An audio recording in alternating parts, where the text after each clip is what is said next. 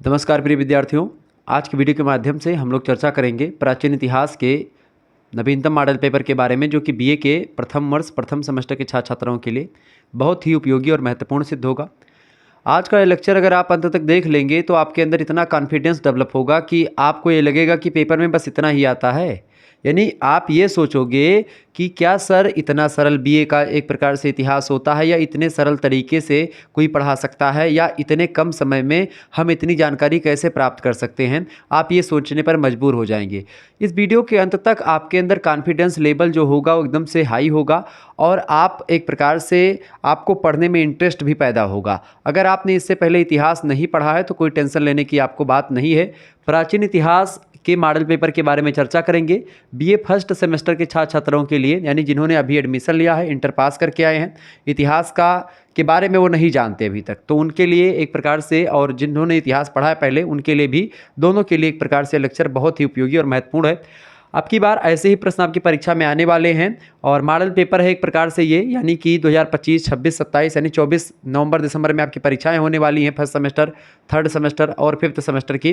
ठीक है, तो लिखित टाइप की परीक्षा होगी। अति लघु उत्तरीय, लघु उत्तरीय और दीर्घ उत्तरीय टाइप के प्रश्नों को आज की वीडियो के माध्यम से हम लोग देखेंगे।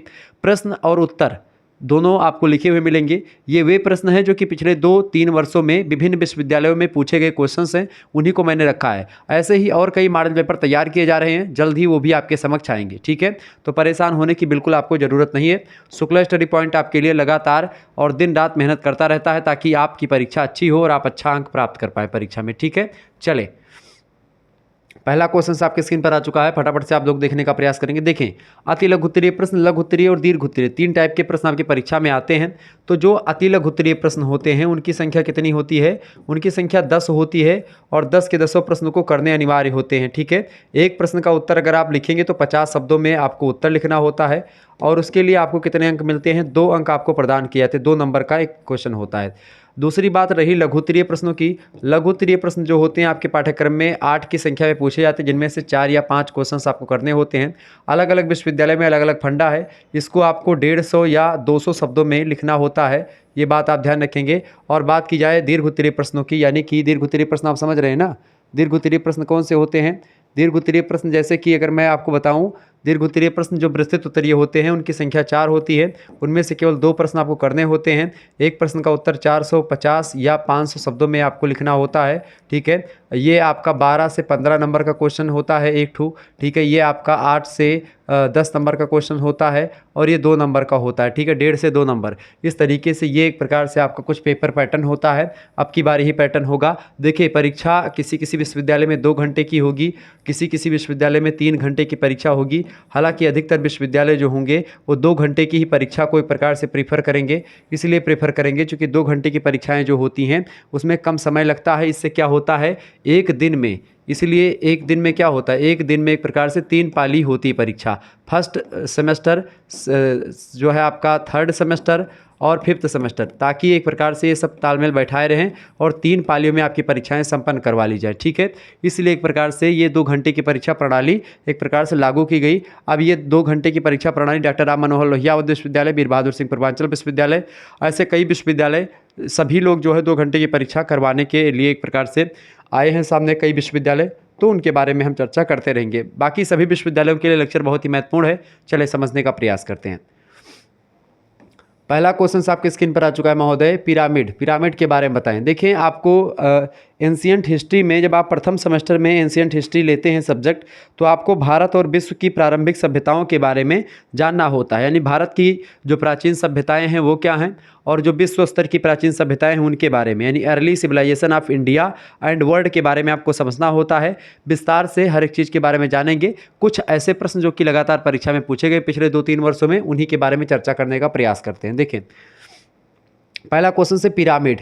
पिरामिड क्या होता है? आपने सुना होगा मिस्र की सभ्यता में सबसे बड़ा पिरामिड या सबसे फेमस पिरामिड रहा है गीज़ा का पिरामिड। गीज़ा का पिरामिड जो है बेसिकली ये राजा का पिरामिड है। ठीक है, मिस्र के राजा थे, उन्हीं का पिरामिड है। मिस्र में मान्यता ये थी, जैसे मिस्र में क्या होता था, जब लोग मर जाते थे तो जो फेमस व्यक्ति होते थे उनको एक प्रकार से पत्थर में चुनवा दिया जाता था, मिमी जिसको बोलते मम्मी। तो मम्मी बना करके पत्थर में उनकी लाश को चुनवा दिया जाता था, उनके साथ कुछ खाने पीने की वस्तुएं भी रख दी जाती थी और कुछ ऐसे प्रोडक्ट भी रखे जाते ताकि वो लाश जो है वो सड़े ना। और मान्यता ये थी एक प्रकार से मिस्र के लोगों की कि आत्मा जो होती है वो कुछ क्षण के बाद या कुछ समय के बाद में दोबारा उस शरीर में प्रवेश करने के लिए आती है जिस शरीर को छोड़ करके गई है बरसों पहले। तो वो एक प्रकार से उसी शरीर में घुसने का प्रयास करती है, और ऐसे में वो अगर मतलब शरीर अगर नष्ट कर देंगे तो कहाँ पर घुसेगी, वो उसका नया जन्म हो जाएगा। इसीलिए वो आत्मा को एक प्रकार से आत्मा किसी दूसरे शरीर में ना प्रवेश कर पाए, इसीलिए वो एक प्रकार से लोग पिरामिड बनाते थे या फिर एक प्रकार से मम्मी बनाते थे, कई मम्मी को मिलकर के पिरामिड। अब जो गीजा का पिरामिड है, तो चूंकि राजा महाराजा थे, राजा का देहांत हुआ था, तो राजा जब खत्म हो गए तो राजा चूंकि पावरफुल थे, बहुत प्रजावत्सल राजा थे, इस वजह से लोगों ने सोचा कि क्यों ना राजा के साथ तमाम प्रकार के और सैनिक और राजा के जो एक प्रकार से कर्मचारी वगैरह हैं, अधिकारी हैं, जो सलाहकार वगैरह हैं, या जो भी एक प्रकार से दासी हैं, सेवक हैं, जो उनकी सेवा पाती करते हैं, उनको भी एक प्रकार से वहीं पर दफना दिया, मतलब कि उनकी भी मम्मी बना दी जाए। तो इस तरीके से वो बनती बनती पिरामिड का रूप धारण कर लिया, और गीजा का पिरामिड दुनिया का सबसे बड़ा पिरामिड और सबसे प्राचीन पिरामिड में से एक माना जाता है, और एक प्रकार से एक अद्भुत कलाकृति भी है वो, ठीक है। तो गीजा के पिरामिड जो है ये मिस्री कला, मिस्री मतलब कि इजिप्ट की कला है, मिस्र की कला की अमूल्य निधि है जिसका कोई मूल्य नहीं है। यहाँ के एक पिरामिड की ऊंचाई लगभग 450 फीट की है, यानी 450 फीट ऊंची है पिरामिड। इसकी एक भुजा जो है 775 फुट लंबी है। एक भुजा कितनी लंबी भैया? 775 फुट लंबी एक भुजा है इस पिरामिड की। यह 13 एकड़ भूमि में बना हुआ है गीज़ा का पिरामिड, ठीक है। यानी जो पिरामिड है वो एक प्रकार से कहाँ पर कितना बना हुआ है? 13 एकड़ भूमि पर बना हुआ है। इसमें 2.5 टन भार के 23 लाख पाषाण खंड लगे हैं। 23 लाख पाषाण खंड, पाषाण माने पत्थर, खंड माने उसके टुकड़े, यानी 23 लाख से अधिक जो है पत्थर के टुकड़ों को मिला करके तब ये पिरामिड का निर्माण किया गया है। ये इतनी चतुरता से जोड़े गए हैं पत्थर आपस में कि कहीं कहीं तो जोड़ की चौड़ाई 1 इंच के 1000वें भाग से भी कम है, यानी 1 इंच से भी कम जोड़ का एक प्रकार से दिखाई पड़ता है। मतलब ऐसे ज़बरदस्त तकनीक से जोड़े हैं। आप राम मंदिर देखें तो उस जिस तरीके से राम मंदिर की जुड़ाई आप देखे होंगे कि भाई उसमें जो सीमेंट पत्थर ये होता नहीं, सीमेंट और उसका मसाला बना करके जोड़ते हैं ईंट, ऐसे नहीं जोड़ा गया है वो मंदिर। उसमें पत्थर में एक प्रकार सांचा बनता है, वही पत्थर उस सांचे में रख दो, दूसरे पत्थर में अपने आप वो पकड़ लेता है, फिर दूसरे पत्थर में कैसे रख दो तो सांचे वाँचे बना करके इसे पूरा एकदम जकड़ लेता है। ऐसे ही इसमें कुछ था, यानी कि कहीं कहीं तो जोड़ की चौड़ाई 1 इंच के 1000वें भाग से भी कम प्रतीत होती है। डॉक्टर गोयल नाम के एक इतिहासकार हैं, बड़े फेमस इतिहासकार हैं। इन्होंने कहा कि आधुनिक युग के बहुत कम कारीगरों में ऐसे भवन बनाने योग्य दक्षता है, यानी कि क्षमता जो है, ऐसे भवन जो कि गीजा के पिरामिड में एक प्रकार जिस तरीके की कलाकृति का प्रयोग हुआ है, उस प्रकार की कलाकृतियाँ वर्तमान समय के जो एक प्रकार से मिस्त्री वगैरह हैं वर्तमान समय में, वो एक प्रकार से बहुत कम ही लोग ऐसा कर पाएंगे, ऐसा डॉक्टर गोयल का मानना है। हेरोडोटस जो कि इतिहास के पिता माने जाते हैं, हेरोडोटस नाम के जो विद्वान हैं, इनकी एक पुस्तक है हिस्टोरिका। हेरोडोटस की जो पुस्तक हिस्टोरिका है महोदय, उस पुस्तक की अगर बात की जाए तो हिस्टोरिका पुस्तक जो है ये एक प्रकार से इतिहास की सबसे प्राचीन पुस्तक मानी जाती है, या इतिहास से रिलेटेड पुस्तक मानी जाती है, जो कि एक प्रकार से वैज्ञानिकता पर आधारित है। और इतिहास की जो हिस्टोरिका पुस्तक है उसमें सबसे पहले हिस्ट्री के बारे में व्यवस्थित तरीके से बताया किसने? हेरोडोटस ने। इसीलिए हिस्ट्री का पिता हेरोडोटस, यानी एक प्रकार से फादर ऑफ हिस्ट्री किसे कहते हैं? हेरोडोटस को कहते हैं, ठीक है। ये बात आप ध्यान रखेंगे। इन्होंने कहा हेरोडोटस ने कि गीज़ा के विशाल पिरामिड को 1 लाख व्यक्तियों ने 20 साल में बनाया था, यानी कि इसको बनने में कितने साल लगे थे? इसको बनने में भैया गीज़ा के पिरामिड को कितने साल लगे थे? 20 साल लगे थे। कितने लोगों ने मिलकर के बनाया था? 1 लाख व्यक्ति मिलकर के 20 साल में निर्माण किए थे, किसके? गीज़ा के विशाल पिरामिड का, ठीक है। ये बात आप ध्यान रखेंगे। तो ये है एक प्रकार से पिरामिड के बारे में और गीज़ा के पिरामिड के बारे में बातें, तो आप आसानी से लिख पाएंगे अगर आप यहाँ पर मैंने जो बताया उसको आप समझे होंगे, ठीक है। आगे बढ़ते हैं और भी चीज़ों को जानने का प्रयास करते हैं, ठीक है। अगला क्वेश्चन आपकी स्क्रीन पर आ चुका है। दूसरा प्रश्न, दूसरा अति लघु उत्तरीय प्रश्न है, नील नदी। नील नदी के बारे में बताएं। नील नदी चूंकि एक प्रकार से इसको मिस्र की सभ्यता का वरदान कहा जाता है। कोई भी सभ्यता दुनिया की ऐसी नहीं है जो कि बिना नदी घाटी के किनारे ना बसी हो, मतलब कि नदियों के सहारे ही सभ्यताओं का विकास होता है। कहा जाता है कि जलम जीवनम, जल ही जीवन है। और जब जल ही जीवन की हम बात करते हैं तो जल जीवन होता मतलब जल से ही जीवन है, यानी जीवन तभी संभव है जब आपके पास जल है। इसीलिए जितनी भी सभ्यताएं, बड़ी से बड़ी सभ्यताएं, चाहे सिंधु घाटी सभ्यता की आप बात करें, चाहे सुमेरियन सभ्यता की बात करें, चाहे बेबीलोनियन सभ्यता की, या मिस्र की सभ्यता की, चीन की सभ्यता की, या अन्य किसी सभ्यता की आप बात करेंगे, हर एक सभ्यताओं को आप देखिएगा कि वो किसी न किसी नदी घाटी के किनारे ही बसी हुई मिली हैं। ठीक है, ये बात आप ध्यान रखेंगे। तो मिस्र की सभ्यता की अगर बात की जाए तो नील नदी की घाटी में विकसित हुई है। नील नदी ने मिस्रवासियों के जीवन में सुखी और संपन्न बनाने तथा प्राचीन मिस्र की सभ्यता के विकास में महत्वपूर्ण योगदान दिया। क्योंकि अफ्रीका जैसे देशों में, अफ्रीका में ही मिस्र पड़ता है, वहाँ पर आप देखते हैं कि भाई जो है घास के मैदान और तमाम प्रकार के सवाना घास के मैदान, और इसके अलावा वहाँ पर जो है क्या बोलते हैं उसको, कुछ डिज़र्ट पाए जाते हैं, गर्म डिज़र्ट भी है, मतलब कि जो गर्म मरुस्थल भी हैं, ठंडे मरुस्थल भी वहाँ पर आपको मिले, मतलब वैसे गर्म ही मरुस्थल है। सहारा मरुस्थल दुनिया का सबसे बड़ा मरुस्थल है। मरुस्थल मतलब होता है मरी हुई भूमि, यानी जिसमें कोई उपजाऊ चीज़ें ना हो, बालू ही केवल हो। ऐसी जगहों पर जब नदी निकल आती है तो आप सोचो वरदान ही होती है। इसीलिए मिस्र नदी को नील नदी को मिस्र का वरदान कहते हैं, क्योंकि जहाँ पर एक प्रकार से कुछ नहीं उगता था, जहाँ पर कुछ भी हरियाली नहीं थी, वहाँ पर जब नदी आ जाती है, नदी बहने लगती है, वहाँ पर नदी होती है जहाँ पर उबड़ खाबड़ एरिया होता है, तो वहाँ पर आप समझे वरदान से भी बहुत बढ़कर हो जाती है वो नदी। ठीक है, तो इसीलिए इसको कहा जाता है। इसी कारण से यूनानी इतिहासकार हेरोडोटस ने मिस्र को नील नदी का वरदान कहा है। नील नदी ने केवल रेगिस्तान के विकास को ही नहीं रोका, बल्कि बाहरी आक्रमणकारियों से भी मिस्रवासियों की रक्षा करी। यानी कि ये मरुस्थल, यानी जो मिट्टी एक प्रकार से उर्वरक क्षमता को अपने ख़त्म कर रही थी, या मिट्टी की उर्वरक क्षमता क्षीण हो रही थी, उसको रोकने में जो नदी थी, जब नदी का विकास हुआ, इससे क्या हुआ, मृदा जो है वो उपजाऊ होती गई, हरियाली वहाँ पर आई, और इससे क्या हुआ कि जो विदेशी आक्रमणकारी थे उनसे भी मिस्र की रक्षा हो पाई। ठीक है, ये थी नील नदी। नील नदी एक प्रकार से बड़ी इंपॉर्टेंट नदी है अफ्रीका महाद्वीप के लिए भी, और जो इजिप्ट देश है, मिस्र देश है अफ्रीका का, उसके लिए भी। अफ्रीका एक महाद्वीप है, उसमें कई सारे देश हैं, जिसमें से एक मिस्र देश भी उसी का हिस्सा है। आगे देखते हैं प्रश्न संख्या 3, अति लघु उत्तरीय प्रश्न है, अखनाटन क्या है? अखनाटन के बारे में आप बताएं। देखिए, मिस्र के साम्राज्य युग में होतेप चतुर्थ ये एक शासक है, उर्फ इसी का नाम क्या है, अखनाटन। अखनाटन को ही होतेप चतुर्थ के नाम से भी जाना जाता है। अखनाटन इसको कहते हैं। मिस्र का अधीश्वर बना था ये। ठीक है, मिस्र का एक प्रकार से राजा बना था, मिस्र का अधीश्वर बना था, ये बात आप ध्यान रखेंगे। Okay, clear. यह सभ्यता शांति प्रिय, मतलब ये संभवतः शांति प्रिय शासक था, चिंतनशील था, स्वतंत्रतावादी था, परिष्कृत मनोवृत्ति का व्यक्ति था, यानी कि एक प्रकार से ये विद्वान भी था। ठीक है, चिंतनशील था, स्वतंत्रवादी विचारधारा का था, शांतिप्रिय था। ठीक है, ऐसा माना जाता है। अपनी चिंतनशील व धर्म की गंभीर मीमांसा करने के उपरांत उसे विश्वास हो गया था कि धार्मिक क्षेत्र में सुधार की अतीव आवश्यकता है। अतीव माने बहुत ज़्यादा आवश्यकता है।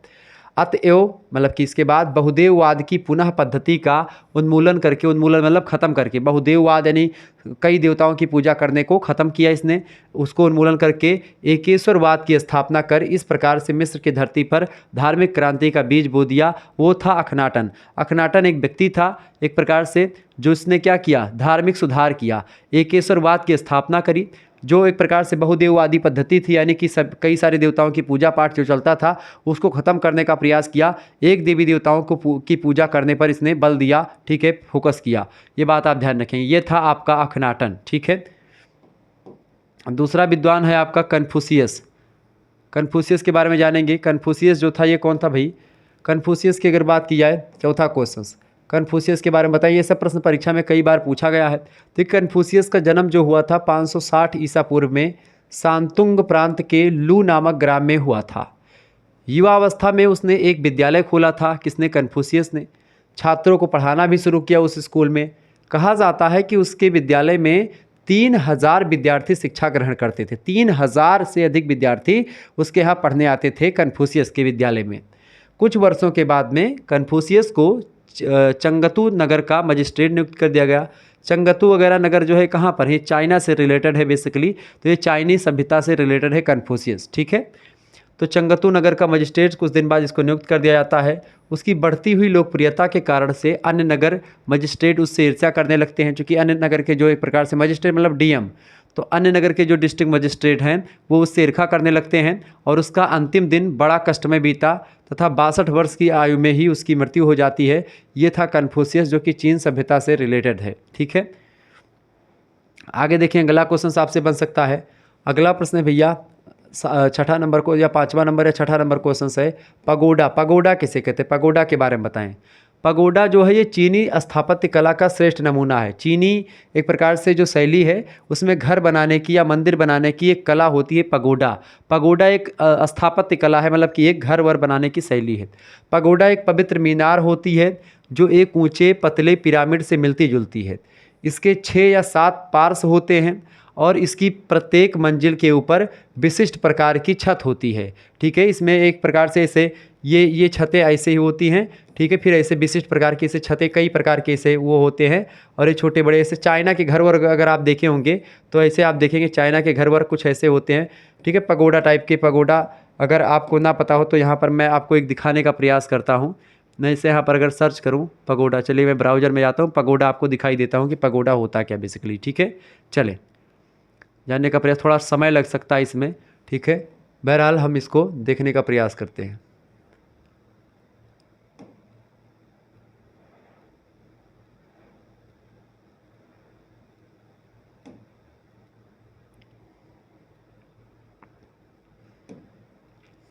ठीक है, पगोडा।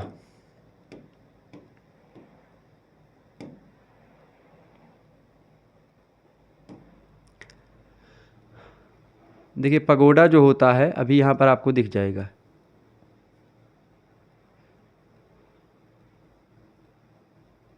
ये कुछ इस टाइप का होता है पगोडा। आप देखें ये मीनार बीच में एक प्रकार से आपको दिखाई पड़ रही होगी। देखिए पगोडा ये ऐसे भी, ये छत, ये देखिए ये छत। ठीक है, ये इस तरीके की पगोडा होता है ये, और ऊपर एक मीनार पतली सी होती है। ठीक है, और ये मीनार नीचे ऐसे चली आती है।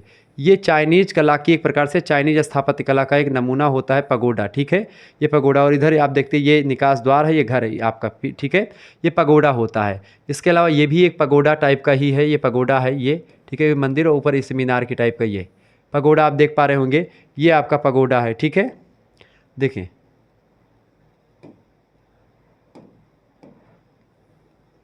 ये आप देख पा रहे होंगे पगोडा, यही पगोडा है बेसिकली। ठीक है, तो पगोडा आपके क्लियर हुआ होगा कि पगोडा है क्या। ठीक है, ये देखिए ये आपका पगोडा है। ये चाइनीज स्थापत्य कला का एक उदाहरण है, एक नमूना आप मान सकते हैं। आपको क्लियर दिखाई पड़ रहा होगा यहाँ पर कि ये पगोडा होता कैसे है। ठीक है, दिख रहा है ना महोदय। चले अभी देखिए इसमें कई मंजिल है। पगोडा कई प्रकार के होते हैं। अब पगोडा में आपने देखा ये इस तरीके से गोल पगोडा, जैसे कि यहाँ से ऐसे पूरे तरफ है ऐसे ऐसे। ये स्थापत्य कला चाइना में आपको देखने को मिलती है, चाइनीज़ सभ्यता में। आज भी चाइना में कुछ पुराने घर वगैरह जो देखेंगे या पुराने स्थान ये ऐसे ही होते हैं। ठीक है, ऊपर एक मीनार ज़रूर इसमें बनी होती है और कुछ इस तरीके से ये आप देख पा रहे होंगे ये पगोडा आपका ये। ठीक है, क्लियर। तो ये आपका रहा पगोडा। अब थोड़ा सा यहाँ पर आपको मैं और चीज़ों को थोड़ा दिखा दूँ ताकि आप, मैं जब गूगल खोल ही लिया हूँ तो थोड़ा सा और आपको दिखाने का प्रयास करता हूँ। चलें चीज़ों को जानने का प्रयास करते हैं। अब एक चीज़ और, वहाँ पर मैंने आपको बताया था गीज़ा का पिरामिड। थोड़ा सा पिरामिड आप समझ लें कि पिरामिड कैसा होता है, और गीज़ा का पिरामिड आपको मैं बता दूँ। ठीक है, गीज़ा का पिरामिड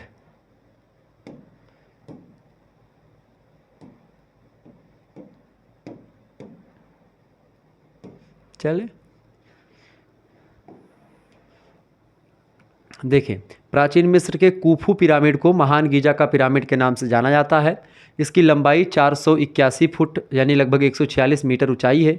गीजा का पिरामिड का बेस आधार लगभग आप देखें 55,000 मीटर स्क्वायर, लगभग 5,000 मतलब कि 5,92,000 स्क्वायर फुट है, और इसका एक कोना लगभग 20,000 मीटर स्क्वायर यानी लगभग 2,18,000 स्क्वायर फुट क्षेत्रफल पर बना हुआ है। ठीक है, ये है आपका गीज़ा का पिरामिड। इसको थोड़ा सा देख लें आप, ये गीज़ा का पिरामिड है। ठीक है, ऐसे ही पिरामिड होते हैं, मिस्र की सभ्यता के नमूने हैं। इसमें देखेंगे छोटे छोटे पत्थर जो हैं, इसमें छोटे छोटे पत्थर जो है लगा करके चीज़ें बनाई गई। छोटे छोटे पत्थर तमाम प्रकार के, लगभग 2-2.5 लाख से अधिक पत्थर या करोड़ पत्थर लगाए गए, मतलब कई पत्थर जो मैंने आपको बताया था उसमें। तो देखिए ये गीज़ा का पिरामिड है, आपको यहाँ पर दिख रहा होगा, ये देखिए। ठीक है, इसमें महीन महीन पत्थर ऐसे लगे हुए हैं खूब, और ये ऐसे ये देखिए ये। ठीक है, ये पिरामिड ये, और फिर ऐसे छोटे छोटे कई पिरामिड यहाँ पर बने हुए हैं। ठीक है, यह है गीजा का पिरामिड और दुनिया का सबसे बड़ा और इस तरीके का पिरामिड आपको मिस्र की सभ्यता में खूब देखने को मिल जाएंगे। ठीक है,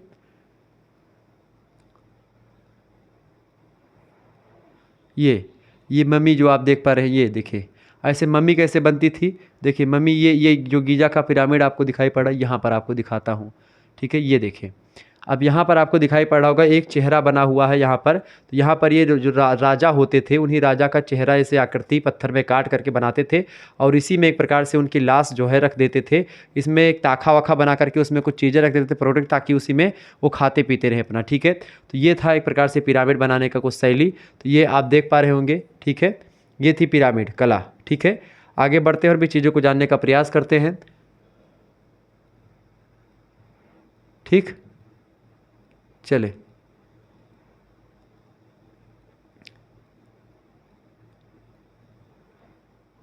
तो समझ में आया होगा आपको। हाँ बिल्कुल, चले तो पगोडा आपके समझ में आ गया होगा कि पगोडा क्या होता है। तो पगोडा पिरामिड से, मतलब पतले पिरामिड से मिलती जुलती होती है और इसके 6 या 7 पार्ट्स होते हैं, जो यहाँ पर मैंने ये बताया नहीं था, ये वाला छत ऐसे टाइप के, और ऊपर एक मीनार होती है। तो ये पगोडा होता है आपका। ठीक है, इसकी प्रत्येक मंजिल के ऊपर विशिष्ट प्रकार की छत होती है। कोई कोई पगोडा 15 मंजिलों का भी होता था। जब चीन में बौद्ध धर्म का प्रचार हुआ तो वहाँ अनेक बौद्ध मंदिर भी बनने लगे थे पगोडा टाइप में। ठीक है, आगे देखते हैं अगला पॉइंट, कालीबंगा। कालीबंगा एक शहर है, एक नगर था पहले। ठीक है, कालीबंगा की अगर बात करें, सिंधु घाटी सभ्यता का एक नगर है। राजस्थान में कालीबंगा नामक स्थान सरस्वती नदी के किनारे स्थित है। यहाँ 2 टीले प्राप्त हुए हैं। पूर्वी टीले से पत्थर के मोती और मिट्टी की चूड़ियाँ, मिट्टी के बर्तन प्राप्त हुए हैं, तथा पश्चिमी टीला जो मिला हुआ है कालीबंगा से, वहाँ से स्नानागार, कुआं, अग्निकुंड और मिट्टी के बर्तन प्राप्त हुए हैं। इस स्थान की खोज 1942 ईस्वी में स्टाइन महोदय ने करी थी। ये एक प्रकार से राजस्थान में स्थित है और ये सिंधु घाटी सभ्यता से, सिंधु सरस्वती सभ्यता से रिलेटेड एक स्थान है कालीबंगा। ठीक है, तो कालीबंगा के बारे में प्रश्न पिछली बार पूछा गया था प्रश्न, तो यही आपको लिखना था। अगला प्रश्न आपका है रामायण। रामायण के बारे में आप क्या जानते हैं। रामायण की अगर बात करें तो वाल्मीकि के द्वारा लिखा गया है। महर्षि वाल्मीकि ने रामायण की रचना करी है। रामायण की अगर बात की जाए तो रामायण की रचना संभवतः ईसा की 5वीं सदी पूर्व में शुरू हुई। रामायण में राम की कथा है, जिन्हें उनके पिता दशरथ ने उनकी सौतेली माँ कैकेयी के षड्यंत्रों के कारण 14 वर्षों के लिए निष्कासित कर दिया था। वह निष्ठापूर्वक पिता की आज्ञा मान करके वन में रहने लगे थे राम जी। उनकी पत्नी सीता को लंकेश्वर रावण हर लेकर के गया था, अपहरण करके ले गया था। अंत में राम ने अपने भाई लक्ष्मण और सुग्रीव की सहायता से रावण का वध किया और सीता माता को वापस ले आए। ठीक है, ये रामायण की पूरी कथा है। महाभारत की मुख्य कथा की अगर बात की जाए तो उसकी अपेक्षा राम की कथा जो है कहीं अधिक सामाजिक और धार्मिक प्रभाव डाल सकी है। यानी अगर महाभारत और रामायण की तुलना करें तो महाभारत की रचना किसने करी है, महर्षि वेदव्यास ने करी है, और रामायण की रचना महर्षि वाल्मीकि ने करी है। तो रामायण का एक प्रकार से जो सामाजिक स्तर है या सामाजिकता या सामाजिक लोकप्रियता इतनी ज़्यादा है, उतना महाभारत की नहीं है। महाभारत को लोग उतना कम पसंद करते हैं, मतलब उतना ज़्यादा पसंद नहीं करते जितना रामायण को पसंद करते हैं। रामायण आजकल तो घर घर में आपको रामायण मिल जाएगी और हर घर में कहीं ना कहीं पे हर बच्चा रामायण के बारे में जानता होगा, लेकिन महाभारत के बारे में उतना नहीं जानता होगा। लेकिन रामायण के बारे में, प्रभु श्री रामचंद्र के बारे में हर बच्चे को जानकारी होगी। ठीक है, ये बात आप ध्यान रखेंगे। तो रामायण के अनेकों अनेक रूपांतर भारतीय भाषाओं में तथा दक्षिण पूर्व एशिया की भाषाओं में पाए जाते हैं। यद्यपि यह महाकाव्य महाभारत की अपेक्षा अधिक सुदृढ़ है, तथापि इसमें कुछ ऐसे उपदेशात्मक भाग हैं जो बाद में जोड़ दिए गए हैं। रामायण की रचना 500 ईसा पूर्व से लेकर के 300 ईस्वी के बीच में मानी जाती है, लेकिन इसके काल निर्धारण की समस्या आज भी बनी हुई है। कुल मिलाकर के रामायण जो लिखा गया महर्षि वाल्मीकि का संस्कृत में, उसके बारे में बात हो रही। बाद में चल करके तो कई भाषाओं का, दुनिया की तमाम भाषाओं में रामायण लिखे गए हैं अपनी अपनी भाषाओं में। बहुत सारे, मतलब कि रामचरितमानस का भी बहुत अनुवाद हुआ है और वाल्मीकि रामायण का भी बहुत अनुवाद हुआ है अलग अलग भाषाओं में। ठीक है, ये बात आप ध्यान रखेंगे। आगे देखते हैं, अगला प्रश्न आपकी स्क्रीन पर आ चुका है। प्रश्न संख्या, अगला प्रश्न आपका है जिगुरत क्या है। जिगुरत के बारे में बताएं। जिगुरत सुमेरियन नगरों के प्रमुख केंद्र मंदिर थे, यानी मंदिर का एक केंद्र होता था जिगुरत। अतः ये वास्तुकारों ने मंदिरों का निर्माण किया। मंदिर चारों ओर से प्राचीर से घिरे हुए होते थे, जिगुरत टाइप के, जिसमें मंदिर के अतिरिक्त भंडार गृह, कार्यालय आदि भी स्थित थे। इस भवन समूह का सर्वश्रेष्ठ भवन को जिगुरत कहा जाता था। जिगुरत शब्द का अर्थ होता है पर्वत निवास, यानी पर्वतों पर रहना। कुछ विद्वानों के मतानुसार पर्वतीय प्रदेश के निवासी होने के कारण से ही सुमेरियनों ने जिगुरतों के अवशेष बहुत कम मिलने से हम उनके आकार प्रकार के विषय में निश्चित रूप से ज्ञात नहीं कर पाते हैं। उर और निप्पुर ये दो प्रकार के नगरों की खुदाइयों में जिगुरतों के अवशेष तमाम सारे मिले हैं, जिनसे उनके आकार प्रकार के विषय में ज्ञात होता है कि वो कैसे थे। तो जिगुरत एक प्रकार से मंदिर टाइप के हुआ करते थे। आप कहिए तो जिगुरत को भी आपको दिखा दूँ। देखें, चलिए अब जिगुरत और जिगुरत क्या देखेंगे आप, कि आप कहें तो मैं दिखा दूं, हालांकि लंबा समय हो जाएगा, लेकिन चलें फिर भी देख लें जिगुरत क्या होता है। चलो एक बार जिगुरत के बारे में आपको दिखा दूं कि जिगुरत, ठीक है, देखिए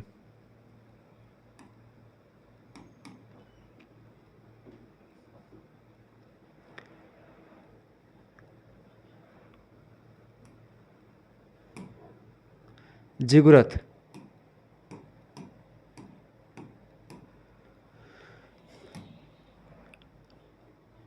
देखिए, जिगुरत कुछ इस टाइप के हुआ करते थे, ठीक है।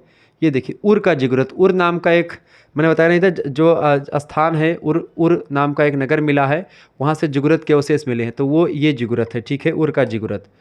उर और पुत्तूर नाम के दो एक प्रकार से एरिया है।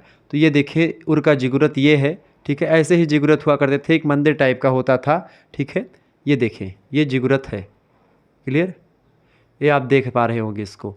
यहाँ पर कुछ लोग गए हैं, तो ये जिगुरत है, ऐसे ही जिगुरत बनते थे, ये आप देख पा रहे होंगे, ठीक है। तो लगभग एक ही सी आकृति, थोड़ा सा इसकी आकृति थोड़ा अलग टाइप की है, ठीक है। ये देखिए जिगुरत, ठीक है, उर का जिगुरत, ये सब उर के जिगुरत है, ठीक है।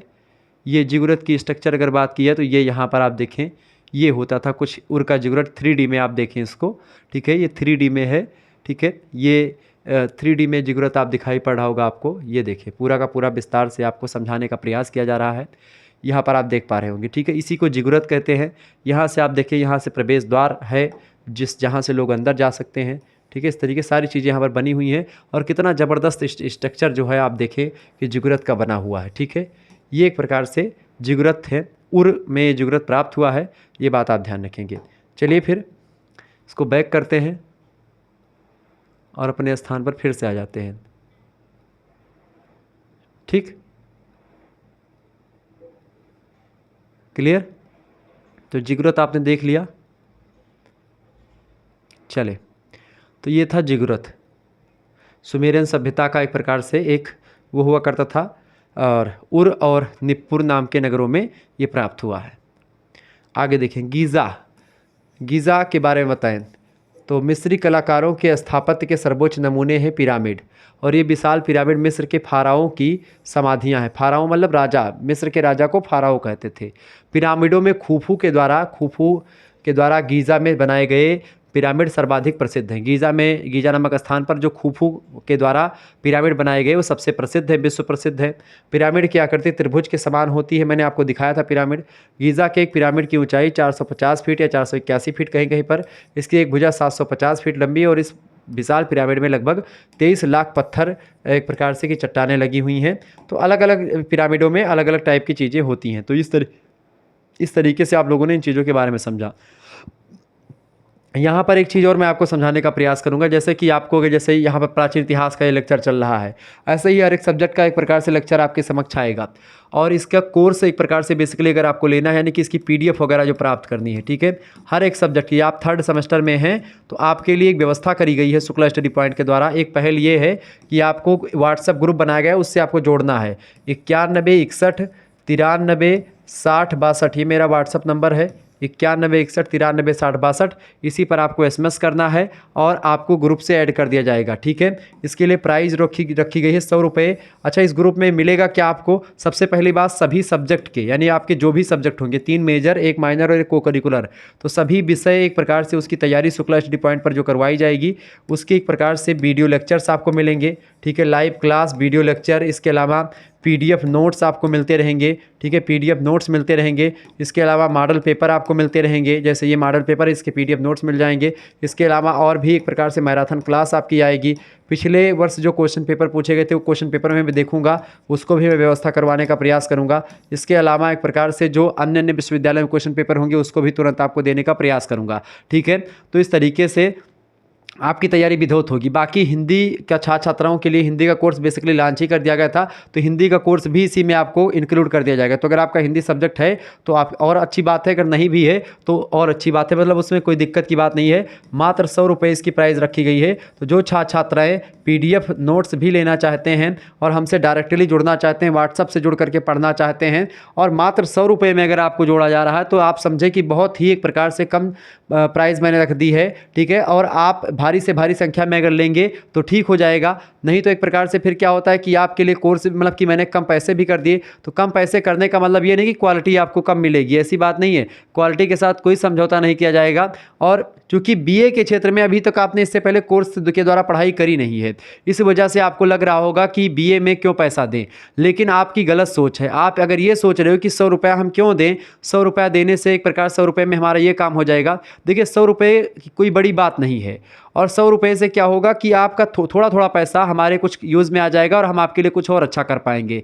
इसके अलावा और जो एक प्रकार से आप जो पैसे देंगे मात्र 100 रुपये, इसको लेकर के जो ये सब पैसे आते हैं, ये आपके ही पीछे या आपके ही इसमें सारी चीज़ों में लगा दिए जाते हैं। जो भी मटेरियल वगैरह आते हैं या तमाम प्रकार की चीज़ें होती हैं, उसी में सब लग जाते हैं, ठीक है। तो इसका मतलब ये नहीं कि मैं इससे बहुत ज़्यादा अमीर हो जाऊंगा या बहुत ज़्यादा एक प्रकार से हम वो कर लूँगा, ऐसी बात नहीं है, ठीक है। ये इसलिए प्राइस रखी गई है 100 रुपये, वो सबसे कम प्राइस इसलिए मैंने रख दी। इसीलिए मैं ऐप पर नहीं पढ़ाया हूँ, क्योंकि ऐप मैंने बनवाया था, मैंने 20-25 हज़ार रुपये खर्च करके पूरा ऐप बनवाया, 2 बार रिन्यूअल भी करवा चुका ऐप, ठीक है। लगभग उसमें भी हमारे 10-12 हज़ार रुपये खर्च हो गए, लेकिन उस पर मैंने पढ़ाया क्यों नहीं? आपने कभी सोचा? क्योंकि इस पर GST आपको देनी पड़ेगी 18%। इसके अलावा आपको और मतलब थोड़ा सा भी आप 6% ऐप वालों को दो, ठीक है। इससे क्या हो जाएगा, आपकी कम से कम जो फीस पड़ेगी वो जाकर के आपकी पड़ जाएगी 300-400 रुपये या 250 रुपये से नीचे फीस ही नहीं पड़ेगी, अगर कितना भी आप कम कर लेंगे तब भी जा करके, ठीक है। तो इसीलिए मैंने कहा कि मात्र 100 रुपये आपके लिए एक प्रकार से कोई बहुत बड़ी बात नहीं। तो तुरंत आप SMS करें 91 193 60 62 पर और हमसे ज्वाइन हो। आगे चल करके आप TGT PGT NET JRF MA वगैरह करेंगे तो उसमें आपके लिए हेल्प होगा ये कोर्स, जब अगर पढ़ लेंगे और विधौत पढ़ लेंगे तो, ठीक है। और जब आप पैसे दिए रहेंगे, चाहे 100 रुपये चाहे 100 रुपये या जो भी कम से कम पैसे, अगर कुछ भी पैसा आपका खर्च होता है, तो इससे क्या होता है कि आपको एक प्रकार से आप पढ़ने पर मजबूर होंगे कि भाई मैंने पैसे दिए तो मुझे पढ़ना चाहिए, इसलिए ये चीज़ आप करें, ठीक है। चले अब चीज़ों को जानने का प्रयास करें। तो सारे सब्जेक्ट का कोर्स है, तो BA अगर 3rd सेमेस्टर में है तो आप जरूर जुड़ें ग्रुप से, ठीक है। फटाफट से SMS करें और तुरंत जुड़ने का प्रयास करें। अगला क्वेश्चन, दीर्घ उत्तरीय प्रश्न आप देख लेंगे। देखिए दीर्घ उत्तरीय प्रश्न कैसे होते हैं, देखिए पूछा जाएगा वैदिक कालीन राजनीतिक स्थिति का पर प्रकाश डालिए। ये दीर्घ उत्तरीय प्रश्न है। वैदिक कालीन राजनीतिक स्थिति यानी कि पॉलिटिकल जो सिचुएशन रही है वैदिक काल में या वेद के समय में या वैदिक पीरियड में, एक प्रकार से जो पॉलिटिकल सिस्टम रहा, पॉलिटिकल जो व्यवस्था रही है वो कैसे रही। ऋग्वेद से तत्कालीन राजनीतिक व्यवस्था पर व्यापक प्रकाश पड़ता है। वैदिक काल में राजनीतिक व्यवस्था निम्नलिखित भागों में बटी हुई थी। कैसी बटी हुई थी भाई, देखें सबसे पहली बात तो वैदिक काल में जो राजनीतिक व्यवस्था थी, पहला था कुटुंब, ठीक है। कुटुंबों में बटा हुआ था। कुटुंब क्या होते हैं, ऋग वैदिक कालीन राजनीतिक व्यवस्था की सबसे छोटी इकाई जो थी वो कुटुंब हुआ करती थी। कुटुंब में संयुक्त परिवार की प्रथा थी, यानी कुटुंब जो होते थे उसमें संयुक्त परिवार होती थी, ज्वाइंट फैमिली होती थी, पापा मम्मी चाचा चाची दादा दादी, ठीक है, ये सब होते थे। परिवार का सबसे छोटा सबसे अधिक आयु वाला पुरुष सदस्य का कुटुंब का प्रधान होता था। जो सबसे बड़ा प्रधान या सबसे आयु में जो सबसे ऊंचा होता था, सबसे ज़्यादा जिसकी उम्र होती थी, वो एक प्रकार से क्या होता था, वो एक प्रकार से कुटुंब का प्रधान होता था, कुटुंब का मालिक होता था। कुटुंब के समस्त सदस्यों के द्वारा प्रधान की आज्ञा मानना परम आवश्यक था, यानी कुटुंब के जो भी सदस्य हैं उनको एक प्रकार से जो कुटुंब के मालिक हैं, कुटुंब के प्रधान हैं, वो जो कहें उनको करना पड़ता था। इस तरीके से सबसे छोटी इकाई वैदिक काल में कुटुंब हुआ करती थी। कुटुंब के बाद में बनते थे, कई कुटुंबों को मिला करके बनता था गाँव, ठीक है। ग्राम दूसरा था, ग्राम राजनीतिक व्यवस्था में दूसरा था ग्राम। अनेक कुटुंबों के समूह को ग्राम कहा जाता था। जिस प्रकार प्रत्येक कुटुंब का एक प्रधान होता था जो अपने कुटुंब की देखभाल करता था, उसी प्रकार से प्रत्येक गांव का एक अधिकारी हुआ करता था जिसे ग्रामणी कहते थे। जैसे कि आजकल एक परिवार होता है, अब आपके परिवार के आपके पापा जो हैं आपके मुखिया हैं, तो कुटुंब के प्रधान मान लीजिए। और कई प्रकार के आप जैसे आपका घर है, ऐसे और कई लोगों का घर आपके गांव में होगा, तो वो सब मिला करके एक गांव बनाते हैं। आज जैसे गांव का एक प्रधान होता है, ऐसे ही उस समय गांव में ग्रामणी हुआ करते थे वैदिक काल में। ग्रामणी का पद अत्यंत महत्वपूर्ण था क्योंकि वह ग्राम का एकमात्र प्रशासनिक अधिकारी होता था। गांव का एकमात्र प्रशासनिक अधिकारी कौन होता था, ग्रामणी होता था। प्रशासन को लेकर के जो है ग्रामणी ही सब कुछ देखता था। उसमें जो है ये पुलिस वुलिस नहीं होती थी, तब ग्रामणी ही सब कुछ देखता था। ग्रामणी का चुनाव अथवा नियुक्ति किस प्रकार होती थी, इस विषय में ऋग्वेद मौन है। इस विषय में ऋग्वेद में कोई जानकारी नहीं मिलती है कि ग्रामणी का एक प्रकार से चुनाव कैसे होता था। जैसे आजकल क्या है कि लोकतांत्रिक प्रणाली के द्वारा चुनाव होता है, बैलेट पेपर पर मोहर लगा करके चुनाव होता है प्रधानी का। लेकिन पहले जो ऋग्वेद में है वहाँ पर चुनाव जरूर होता था, ठीक है, लेकिन चुनाव कैसे होता था, कब होता था, या कितने समय बाद होता था, कौन चुनाव लड़ सकता था, इस बारे में एक प्रकार से जानकारी उतना नहीं मिलती है। इसके बाद में अगला जो होता था, गांव से बड़ा जो समूह होता था उसको विस कहते थे। जब कई गांव मिल करके एक प्रकार से देखें, अनेक ग्रामों के समुदाय को विस कहते थे। विस जो होता था इसके अधिकारी को विस्पति कहा जाता था, ठीक है। यानी कई गांव मिल करके क्या बनते थे, जैसे कई गांव मिल करके, जैसे आजकल कई गांव मिल करके एक क्षेत्र पंचायत बनती है, यानी एक प्रकार से एक ब्लॉक बनता है जिसको बोलते हैं प्रखंड, ठीक है। तो आजकल जैसे गाँवों के मिलने से क्या बनता है, प्रखंड। ऐसे ही प्रखंड स्तर पर उस समय विस हुआ करते थे जो कई गाँवों के मिल करके बनते थे, ठीक है, ब्लॉक जिसको आप बोलते हैं। इसके बाद में जन होता था, विस से बड़ा जन, अनेक विस मिल करके, यानी अनेक एक प्रकार से तमाम प्रकार के जो मिल करके एक प्रकार से क्षेत्र पंचायत या तमाम प्रकार के जो है ब्लॉक मिल करके या कई ब्लॉक मिल करके एक जिला का निर्माण करते। जैसे आजकल जिला है, ऐसे तब क्या होता था, जन होते थे, ठीक है। ये बात आप ध्यान रखेंगे। तो जन का निर्माण करते थे, अनेक विस मिल करके जन की रचना करते थे। जन के प्रधान अधिकारी को गोप कहा जाता था, ठीक है। जैसे आजकल एक प्रकार से जैसे डिस्ट्रिक्ट मजिस्ट्रेट है या जिला पंचायत के अध्यक्ष जो होते हैं, या ऐसे मान लीजिए जो सांसद होते हैं या विधायक सांसद जो होते हैं, वो मान लीजिए कि गोप होते थे। इनका तत्कालीन प्रशासनिक व्यवस्था में अत्यधिक महत्वपूर्ण पद था। गोप प्रायः राजा ही हुआ करता था उस पूरे के पूरे एरिया का, यानी कि सांसद मान लीजिए आप, ठीक है। फिर इसके बाद में क्या होता था, राष्ट्र होता था। राष्ट्र, ठीक है, राष्ट्र यानी देश अथवा राज्य को राष्ट्र कहते थे। राष्ट्र के संघात्मक सरकार का आभास होता था।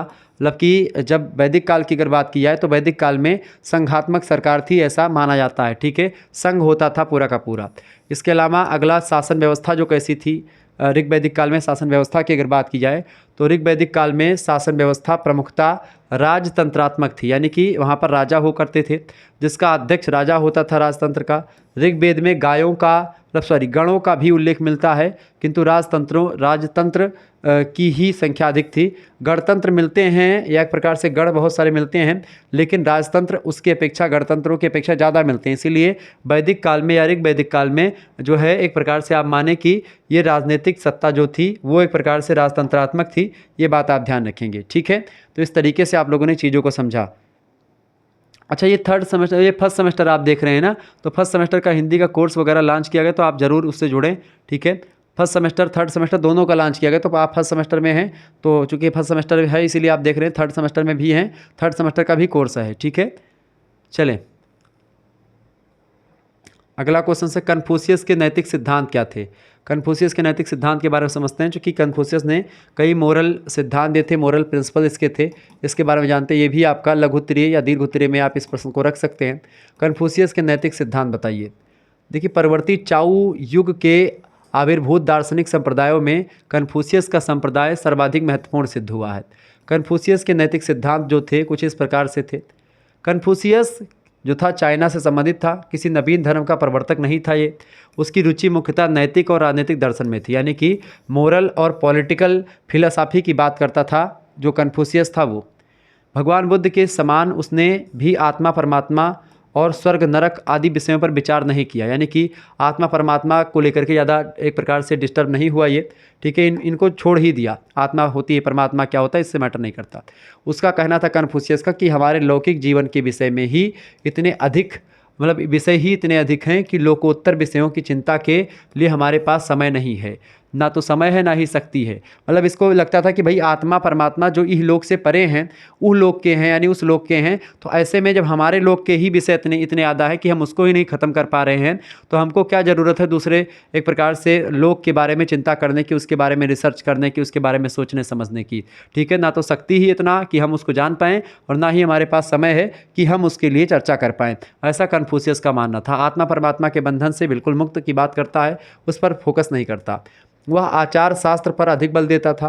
उसका कहना था कि समाज की इकाई परिवार होती है। कन्फ्यूशियस क्या कहता था? समाज की इकाई परिवार होती है और परिवार की इकाई कौन होता है? मनुष्य होता है। अतः समाज को सुधारने के लिए व्यक्ति को सुधारना बड़ा ज़रूरी है। यानी अगर व्यक्ति सुधरेगा तो परिवार सुधरेगा और परिवार सुधरेगा तो समाज सुधरेगा। ठीक है, यानी समाज को सुधारने के लिए सबसे ज़रूरी क्या बात है? सबसे ज़रूरी बात है परिवार को सुधारने के लिए कि आपका क्या सुधरे भाई? आपका परिवार सुधरे। आपका एक प्रकार से मतलब व्यक्ति, जब हर व्यक्ति सुधर जाएगा तो परिवार और समाज वैसे अपने आप ही सुधर जाएगा। ठीक है, ये बात आप ध्यान रखेंगे। तो ये एक प्रकार से कन्फ्यूशियस का मानना था। अधिकांश सामाजिक दोषों का मूल कारण होता है व्यक्तिगत अनुदारता और स्वार्थपरकता। यानी व्यक्ति जब स्वार्थी हो जाता है, स्वार्थ के बस में सारे काम करता है। व्यक्तिगत अनुदारता मतलब कि एक प्रकार से जब व्यक्ति अनुदार हो जाएगा, किसी को देख करके दया व्यक्ति के मन में नहीं उत्पन्न होगी, तो एक प्रकार समाज अच्छे तरीके से काम नहीं कर पाएगा। समाज एक प्रकार से वो बदल जाएगा, या समाज के जो वैल्यूज़ हैं उनमें चेंजमेंट हो जाएगी। कन्फ्यूशियस के अनुसार आदर्श मतलब आइडियल मनुष्य वह है जो अपनी उन्नति के साथ समस्त मानव जाति की उन्नति की आकांक्षा करे। यानी कि एक प्रकार से वो केवल अपनी उन्नति की बात ना करे, अपनी उन्नति के साथ ही साथ पूरे के पूरे ग्रामीण सभा या एक प्रकार से पूरे के पूरे समाज के सुधारने की बात करे, उसकी उन्नति की बात करे। यानी अपनी उन्नति तो ठीक ही है, लेकिन लोगों की उन्नति अगर आपकी वजह से हो रही है तो उसमें भी एक प्रकार से कोई बुराई नहीं है, वो बड़ी अच्छी बात है, ऐसा कन्फ्यूशियस का मानना था। यानी कन्फ्यूशियस व्यक्तिगत एक प्रकार से जो है डेवलपमेंट के साथ साथ सोशल डेवलपमेंट की भी बात करते हैं। ठीक है, वो थे कन्फ्यूशियस, चाइना की सभ्यता से संबंधित हैं। उसके लिए उसने 3 गुण आवश्यक बताए हैं। कन्फ्यूशियस ने कौन से 3 गुण एक प्रकार से आवश्यक बताए भैया? पहली बात तो हर व्यक्ति के अंदर बुद्धिमत्ता मतलब इंटेलिजेंस। दूसरी बात साहस यानी करेज, और तीसरा होता है परोपकार। ठीक है, परहित सरिस धर्म नहीं भाई, पर पीड़ा सम नहीं अधिभाई, तुलसीदास जी भी कहते हैं। तो बुद्धिमत्ता, इंटेलिजेंस, साहस और परोपकार, ये 3 गुणों की भावना हर व्यक्ति के अंदर होनी चाहिए, ऐसा कन्फ्यूशियस का मानना था। इन गुणों से युक्त मनुष्य दूसरों को अपने से अधिक देखकर उसके समान बनने का प्रयास करता है और उनके दोष देख करके अपने दोष ढूंढता है, और वह दया, करुणा, सच्चाई, विवेकशीलता, नम्रता तथा आत्मसम्मान को कभी नहीं छोड़ता। कौन नहीं छोड़ता भैया? जो व्यक्ति एक प्रकार से बुद्धिमत्ता, साहस और परोपकार की भावना को लेकर के आगे बढ़ता है, वह व्यक्ति एक प्रकार से दया उसके अंदर अपने आप डेवलप होती है, उसके अंदर करुणा के भाव, उसके अंदर सच्चाई की एक प्रकार से प्रबलता, उसके अंदर विवेकशीलता, तर्क शक्ति का विकास, उसके अंदर नम्रता, ठीक है, और उसमें आत्मसम्मान जो होता है, सेल्फ एक प्रकार से रिस्पेक्ट उसके अंदर होती है, उसको कभी नहीं भूल पाता। इस तरीके से कन्फ्यूशियस जो है वो एक प्रकार से मोरल और सोशल दर्शन की बात करता है। ठीक है, ये बात आप ध्यान रखेंगे। कन्फ्यूशियस धार्मिक सुधार की बात करने के साथ साथ धर्म में कोई परिवर्तन ज़्यादा नहीं करता है, वो समाज में सुधार की बात करता है। वो धर्म के बारे में सोचने के लिए उतना ज़्यादा कहता है कि आत्मा परमात्मा के बारे में सोचने के लिए फुर्सत ही नहीं है। हाँ, अपना समाज ही सुधार लें, वही सबसे बड़ी बात है। आगे देखते हैं। अगला क्वेश्चन आपका आ चुका 3रा नंबर क्वेश्चन है लघु उत्तरीय या दीर्घ उत्तरीय में, आप इसको बना सकते हैं दीर्घ उत्तरीय में। सिंधु सभ्यता के पतन के उत्तरदायी कारणों की विवेचना कीजिए। यानी कौन कौन से ऐसे कारण थे जिसके कारण से सिंधु घाटी सभ्यता इसलिए कहते हैं क्योंकि सिंधु नदी किनारे ये सभ्यता का विकास हुआ था, इसीलिए इसको सिंधु घाटी सभ्यता कहते हैं। सिंधु घाटी सभ्यता को समझने के लिए मैं आपको सजेस्ट करूँगा, एक मूवी आप देख लीजिएगा। ऋतिक रोशन की मूवी है मोहनजोदाड़ो मूवी देखेंगे तो उसमें बताया था कि कैसे सभ्यता का पतन हुआ था और उसमें बाढ़ आती है और वो दिखाया गया है पूरा। तो कुछ चीज़ें वहाँ तक बिल्कुल ठीक हैं। 2 नगर हुआ करते थे, मुद्रा वगैरह। सिंधु घाटी सभ्यता के बारे में आप वहाँ पर जान पाएंगे जब आप जो है चीज़ों को पढ़ेंगे। सिंधु घाटी सभ्यता के पतन के कई कारण थे, कई विद्वानों ने अपने अपने हिसाब से इसको बताया है और इसका कोई स्पष्ट प्रमाण आज तक मिला नहीं है। सिंधु घाटी सभ्यता का अंत कैसे हुआ, कब हुआ, किसने किया, किस प्रकार हुआ, इस बारे में कोई स्पष्ट प्रमाण हमको नहीं मिलता है। विभिन्न विद्वानों के द्वारा इसके संबंध में अनुमान लगाए गए हैं, इमेजिन किया गया है कि ऐसा हुआ होगा। ठीक है, वही इमेजिनेशन पर एक प्रकार से हम कुछ तथ्यों के बारे में चर्चा करेंगे जो एक प्रकार से हो सकता है कि इस तरीके से सिंधु घाटी सभ्यता का पतन हुआ हो। पहला, जल प्लावन मतलब होता है बाढ़ आ जाने से या जल बहुत ज़्यादा हो जाने से, और मूवी में भी जल को ही एक प्रकार से कारण बताया गया है कि जल एक प्रकार से बांध टूट जाता है और जल जो है वो बांध का सारा बांध, चूँकि नदी पर बांध बना देते हैं और नदी का बांध टूटता है और एक प्रकार से सारा का सारा पानी पूरे के पूरे महल और पूरे का पूरे नगर में चला जाता है और नगर पूरा ध्वस्त हो जाता है। जल प्लावन। भूगर्भ शास्त्री साहनी एक व्यक्ति हैं, उन्होंने कहा कि रावी और सिंधु नदी में बाढ़ आ जाने के कारण से अथवा नदियों के प्रवाह की दिशा में परिवर्तन के कारण से सिंधु सभ्यता का विनाश हुआ होगा। अतः सिंधु सभ्यता के अंत का कारण जल प्लावन ही था। यानी कि सिंधु नदी या रावी और सिंधु नदी के बीच में क्या मतलब नदी ने अपना या तो मार्ग परिवर्तित किया होगा या फिर उसमें जल अधिक हो गए होंगे और इस तरीके से बाढ़ आ गई होगी। इस वजह से एक प्रकार सिंधु घाटी सभ्यता का पतन हो गया। ठीक है। दूसरा कारण कुछ विद्वान बताते हैं जलवायु परिवर्तन, यानी कि जो है क्लाइमेट चेंज हुआ होगा और लोग एक प्रकार से उसके अकॉर्डिंग अपने आप को चेंज नहीं कर पाए होंगे और वो ख़त्म हो गए होंगे। अमलानंद घोष नाम के एक विद्वान हैं, इन्होंने कहा कि जलवायु में परिवर्तन के कारण ही सिंधु प्रदेश में भयंकर अकाल पड़ा होगा, जिससे सिंधु सभ्यता के लोगों का जीवन संकट में पड़ गया होगा और इस सभ्यता का अंत हो गया होगा। ठीक है। इस तरीके से इन्होंने बताया अमलानंद घोष महोदय ने कि जलवायु में क्या हुआ, परिवर्तन हुआ, इस कारण से सिंधु प्रदेश के में भयंकर अकाल पड़ा होगा।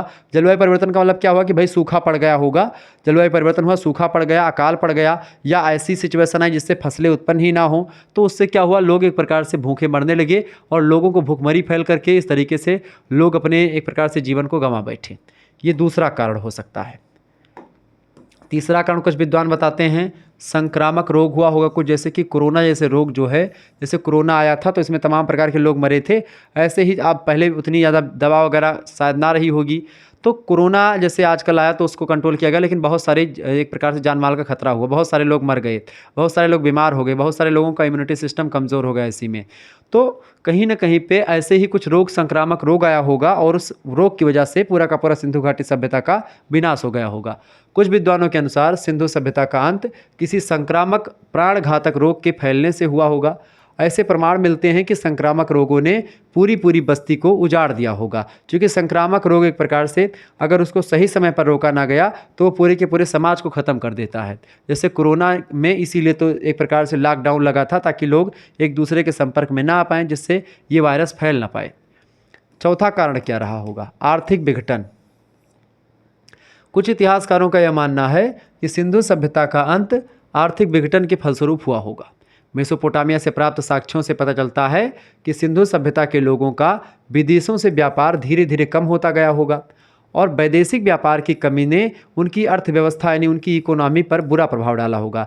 यानी जो व्यापार वो लोग विदेशों से करते थे अपना जीवन यापन करने के लिए, हो सकता है उस व्यापार में कोई कमी आई हो या व्यापार बंद हो गया हो, इसकी वजह से उनकी अर्थव्यवस्था चौपट हो गई हो और ऐसे में एक प्रकार से वो एक प्रकार से मतलब उनका एक प्रकार से कहीं ना कहीं पे उनका जो जीवन यापन के साधन थे वो जब बिखर गए तो लोग एक प्रकार से अपना जीवन निर्वाह नहीं कर पाए होंगे और इस सभ्यता का अंत हो गया होगा, ऐसा कुछ विद्वान मानते हैं। ठीक है।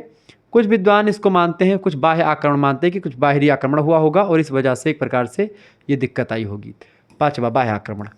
चूँकि अनेक संस्कृतियों का पतन बाह्य आक्रमण के द्वारा ही हुआ है, जितनी भी अधिक और अन्य संस्कृतियां हैं उनके विकास को लेकर के अलग अलग विद्वानों ने बताया कि भाई बाह्य आक्रमण से संस्कृतियों का विनाश हुआ होगा। बहुत से विद्वान का यह अनुमान लगाते हैं कि सिंधु सभ्यता के पतन का प्रमुख कारण वैदेशिक आक्रमण ही रहा होगा। टायनबी नाम के एक विद्वान हैं, उनका मत है कि जब किसी भी सभ्यता में संपन्नता आती है तो दैनिक आवश्यकताओं की पूर्ति आसानी से हो जाने के कारण लोग आलसी और विलासी हो जाते हैं। यानी जब क्या हो जाता है, जो एक प्रकार से जब किसी भी सभ्यता संपन्न हो जाती है, सभ्यता एक प्रकार से अपने चरम पर होती, सभ्यता में सब कुछ व्यवस्थित होता है, तो दैनिक आवश्यकताओं की पूर्ति आसानी से जब लोगों की हो जाती, लोग बहुत आसान तरीके से भोजन पा जाते हैं, तो लोग आलसी हो जाते हैं और विलासी हो जाते हैं। ठीक है। जब उनको हर एक चीज़ सुख सुविधा मिल जाती है तो लोग आलसी हो जाते हैं। ठीक है। अतः शत्रुओं को उन पर एक प्रकार से आक्रमण करने का अवसर उसी समय मिल जाता है जब एक प्रकार से लोग विलास और भोग में लिप्त होते हैं, उस दौरान शत्रु उन पर आक्रमण कर देते हैं। और संभवतः सिंधु सभ्यता के लोगों के साथ ऐसा ही हुआ होगा। गार्डन चाइल्ड नाम के विद्वान और हीलर नाम के विद्वान का मानना है कि सिंधु सभ्यता के पतन के लिए आर्यों का आक्रमण उत्तरदायी रहा होगा। आर्य जो आर्य संस्कृति है बाद में आती है, तो आर्यों ने एक प्रकार से हो सकता है इस पर आक्रमण किया होगा। यद्यपि इसका ठोस प्रमाण उपलब्ध नहीं होता कि आर्यों ने सिंधु घाटी सभ्यता पर आक्रमण किया है, परंतु उत्खनन में प्राप्त अधिसंख्य नरकंकाल, जिनमें कुछ पर पैने हथियारों के द्वारा एक प्रकार से घाव के निशान भी मिले हैं, यानी जो एक प्रकार से प्रमाण मिला है, हड्डियों का जो प्रमाण मिला है सिंधु घाटी सभ्यता से, जो कंकाल मिले हैं उस पर एक प्रकार से उनकी हड्डियों पर या उनके उस पर जो है प्रहार किया गया है किसी पैने हथियार से।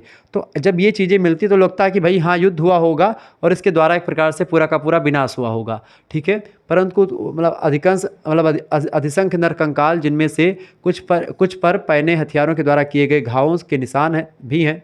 इससे ऐसा प्रतीत होता है कि संभवतः इस सभ्यता के पतन का कारण बाह्य आक्रमण ही था, चाहे वह आक्रमण आर्यों ने किया हो अथवा किसी अन्य जाति ने किया हो। क्योंकि एक साक्ष्य तो यहाँ पर मिल गया कि भाई हाँ, जो कंकाल मिले हैं, नरकंकाल मिले हैं, उस पर एक प्रकार से भारी हथियारों से या पैने हथियारों से प्रहार हुआ है।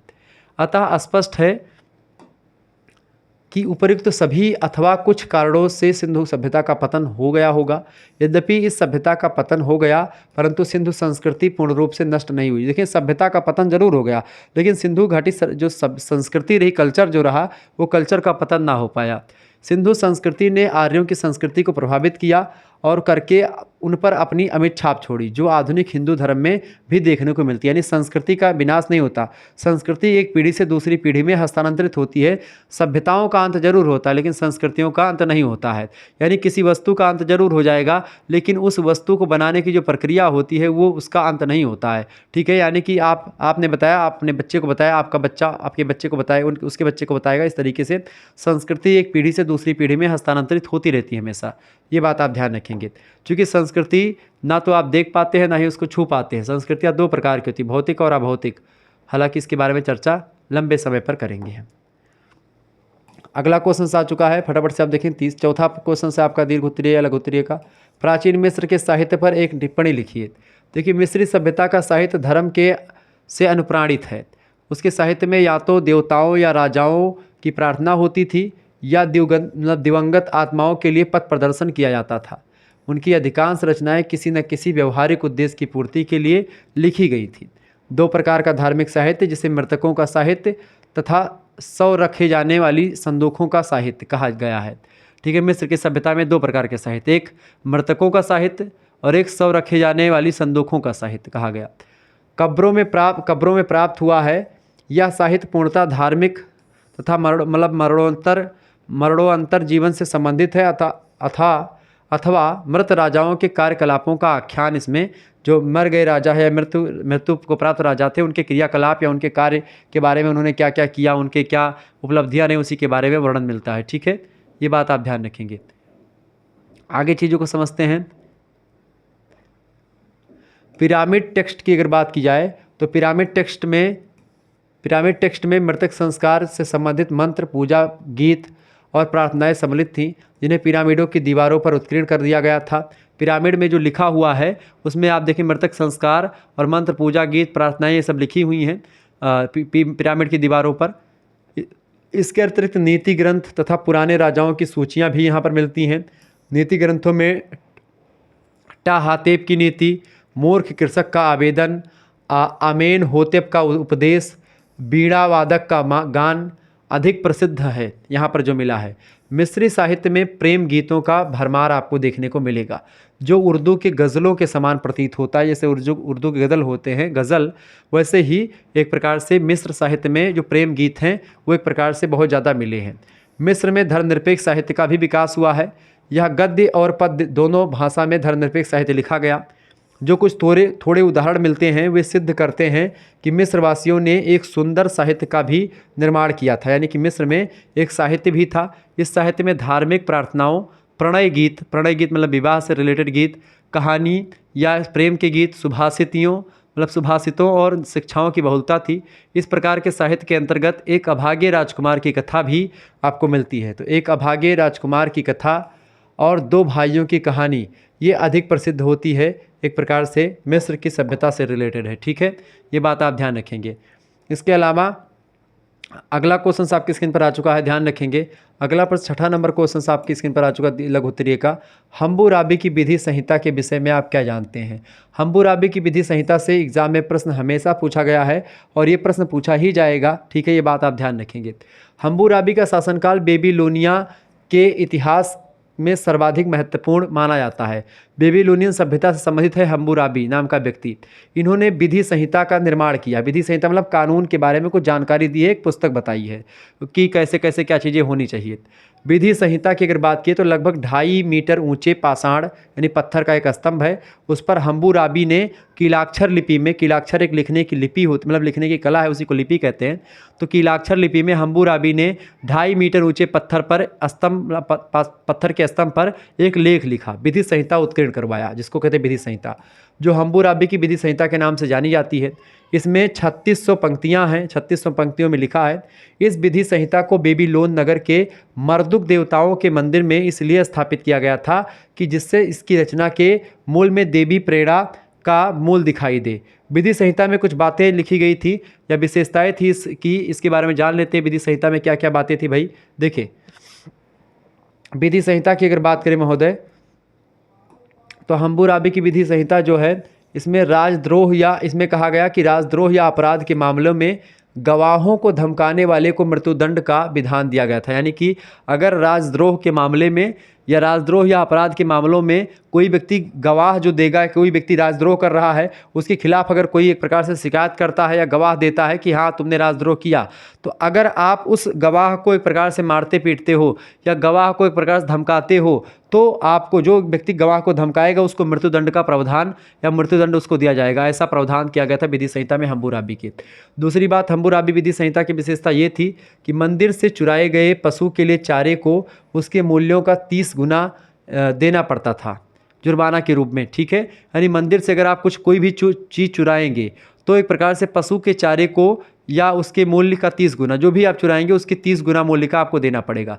यदि वही पशु किसी निम्न वर्ग के व्यक्ति का चोरी हो गया हो तो चोर को उसके मूल्य का मात्र 10 गुना ही जुर्माना दे करके ही मुक्त हो सकता है। यानी एक प्रकार से मान लेते हैं कि कोई व्यक्ति अगर मंदिर से पशु को, कोई मंदिर का पशु है उसको चुरा लेता है तो उसको 30 गुना जुर्माना देना पड़ेगा, लेकिन अगर वही पशु कोई निम्न वर्ग का व्यक्ति है उसका चुराया गया है तो मात्र 10% ही अगर दे देंगे उस मूल्य का। यानी जो जैसे मान लेते हैं 10 रुपये की गाय थी, अब आपने उसको चुरा लिया तो 10 दुना मतलब कि 10 दुहाई 100 रुपये आपको देना पड़ेगा जुर्माना के रूप में, ठीक है। तीसरी बात ये थी हम्बुराबी विधि संहिता में, इसकी विशेषता ये है, ये प्रश्न पूछा जाता है खूब लिखने के लिए। देखिए, रजत, स्वर्ण और दास, वृष, मेख, गदर्भ आदि क्रय विक्रय हेतु अनुबंधन पत्र और साक्ष्य आवश्यक था। इसके अभाव में चोरी का अपराध समझकर दंडनीय माना जाता था। अगर आपके पास रजत यानी चांदी, सोना, दास, वृक्ष, मेष, गदर्भ मतलब गदहा, ठीक है, मेष, बैल, ये सब अगर आपके पास हैं, दास, तो ये सब एक प्रकार से अनुनय मतलब ये एक प्रकार से क्रय विक्रय करने के लिए इन सभी का आप अदला बदली कर सकते थे। यानी सोना दे करके, चांदी दे करके, दास दे करके, वृक्ष दे करके, मेष दे करके, ठीक है, गधा दे करके, ये सब करके आप आवश्यक चीज़ों को एक प्रकार से ले दे सकते थे। इसके अलावा ऋण लेने वाले 3 वर्ष तक साहूकार की सेवा में अपनी पत्नी, पुत्र और कन्या देने पर ऋण मुक्त हो सकते थे। यानी मान लेते हैं किसी ने एक प्रकार से किसी से कर्जा लिया है, अब वो कर्जा लिया है तो साहूकार से कर्जा लेगा। अब साहूकार को अगर इसके पास कर्जा देने के या कर्जा चुकाने के पास पैसे नहीं है जिसने कर्जा लिया है, तो कर क्या सकता है, वो एक प्रकार से साहूकार के पास अपनी पत्नी को भेज सकता है, अपने पुत्र को या अपनी कन्या को एक प्रकार से भेज सकता है। अब साहूकार उनकी पत्नी के साथ, पुत्र के साथ, कन्या के साथ क्या करता है, ये साहूकार पर डिपेंड करता है। तो वो व्यक्ति ऋण मुक्त हो सकता है जिसने कर्जा लिया था, ठीक है, 3 साल तक। इसके अलावा हम्बुराबी की विधि संहिता में और भी चीज़ें हैं। हम्बुराबी की विधि संहिता में देखिए 5वीं बात यह है कि पति अपनी पत्नी को अवज्ञा, संपत्ति के दुरुपयोग, मूर्खतापूर्ण आचरण करने तथा बाहर रहने पर तलाक दे सकता है। यानी कि अगर मान लेते हैं कोई स्त्री है, वो एक प्रकार से मतलब कि अपने पति की पत्नी की आज्ञा नहीं मानती है, संपत्ति का दुरुपयोग करती है, मूर्खतापूर्ण आचरण करती है, या बाहर जाकर के किसी दूसरे के साथ रहती है, ठीक है, या बाहर रहती है, तो पति एक प्रकार से उसको एक प्रकार से तलाक दे सकता है। पति द्वारा दूसरा विवाह करने पर प्रथम पत्नी उसकी दासी के रूप में भी रह सकती है। यानी कि अगर पति ने दूसरी शादी कर ली और पत्नी फिर कह रही कि नहीं हमको तेरे साथ ही रहना है, तो पत्नी को रख दिया जाएगा, लेकिन वो दासी के रूप में रहेगी, पत्नी के रूप में नहीं रहेगी। ठीक है, वो एकदम से मतलब जो नई पत्नी होगी वो पत्नी का दर्जा प्राप्त करेगी, लेकिन वो जो दूसरी पत्नी होगी वो दासी प्राप्त हो जाएगी, दासी के रूप में। ठीक है, हम्मुराबी में ऐसा, हम्मुराबी की विधि संहिता में लिखा है। इसके अलावा हम्मुराबी की विधि संहिता में ये भी लिखा है कि ऐसे पुत्र का हाथ काट लिया जाता था जो अपने पिता को चोट पहुंचाए। यानी कि अगर कोई पुत्र अपने पिता को मारता था या अपने पिता को चोट पहुंचाए किसी भी कारणवश, तो एक प्रकार से उस पुत्र का हाथ काट लिया जाता था। ये एक प्रकार से नियम था। इसके अलावा सातवीं विशेषता ये थी हम्मुराबी सभ्यता की या हम्मुराबी विधि संहिता की कि शल्य क्रिया में चिकित्सक कि लापरवाही से यदि रोगी की मृत्यु हो जाए, शल्य क्रिया मतलब कि अगर ऑपरेशन करते समय या कुछ डॉक्टर अगर रोगी को कोई ट्रीटमेंट दे रहा है तो उसके दौरान अगर रोगी की मृत्यु हो जाती है, अंग भंग हो जाता है, तो चिकित्सक का हाथ काट लिया जाता था। नहीं, चिकित्सक से अगर गलती हुई तो चिकित्सक को भी एक प्रकार से उसको दंड देना था, मतलब चिकित्सक को भी दंड मिलता था, चिकित्सक का हाथ काट लिया जाता था। ठीक है, ये बात आप ध्यान रखेंगे। आगे बढ़ते हैं, अगला प्रश्न। अगला क्वेश्चन आपकी स्क्रीन पर आ चुका, फटाफट से आप लोग देखने का प्रयास करेंगे। प्रश्न है वैदिक कालीन वर्ण व्यवस्था का वर्णन कीजिए। वैदिक काल तक समाज 4 वर्णों में विभाजित हो चुका था। वर्ण व्यवस्था बेसिकली ब्राह्मण, क्षत्रिय, वैश्य और शूद्र 4 वर्ण एक प्रकार से वर्ण व्यवस्था के हैं। इसको लेकर के एक मतलब वेदों में, उपनिषदों में आप देखते हैं, मतलब कि उसमें, ठीक है, स्मृतियों में आपको श्लोक मिल जाता है। ब्राह्मण वेदों में ही बेसिकली ये श्लोक, ब्राह्मणोऽस्य मुखामासीद बाहुराज्यान्यः कर्ता उरुतदशदवैश्याः पादाभ्याम शूद्रो अजाता। ब्राह्मणों के मतलब जो है ब्राह्मणों की उत्पत्ति मुखमंडल से, एक विराट पुरुष के या ब्रह्मा के मुखमंडल से ब्राह्मणों की उत्पत्ति, उनके भुजाओं से क्षत्रियों की उत्पत्ति, उनके उदर से जो है वैश्य की उत्पत्ति और उनके पैरों से शूद्र की उत्पत्ति मानी जाती है। ठीक है, तो वैदिक काल तक समाज जो था एक प्रकार से वो क्या था, समाज 4 वर्णों में विभाजित हो चुका था। यह विभाजन गुण और कर्म के आधार पर किया गया था पहले। उत्तर वैदिक काल यानी वैदिक काल के बाद में चतुर्वर्ण व्यवस्था स्थापित हो जा गई। अब चारों वर्णों के बीच भेदभाव उत्पन्न होने लगता है धीरे धीरे वैदिक काल के बाद में। चारों वर्णों के लिए 4 शब्द मिलते हैं। ब्राह्मण के लिए एही शब्द मिलता है, क्षत्रिय के लिए आगच्छ शब्द मिलता है, वैश्य के लिए आद्रव शब्द मिलता है और शूद्र के लिए अघौ शब्द का प्रयोग वेदों में किया गया है। ठीक है, ये बात आप ध्यान रखेंगे। ब्राह्मण की अगर बात किया है तो ब्राह्मण समाज में सर्वप्रथम स्थान ब्राह्मणों का था। ब्राह्मण सर्वोच्च हुआ करते थे, सबसे ऊंचे पद पर ब्राह्मणों का स्थान था। प्रारंभ में ब्राह्मण 16 पुरोहितों में एक पुरोहित था। यानी कि जो है ब्राह्मण जो था 16 पुरोहितों में एक पुरोहित हुआ करता था। लेकिन कालांतर में क्या हुआ, यज्ञ की महत्ता पर बल दे करके उसने खुद को स्थापित कर लिया।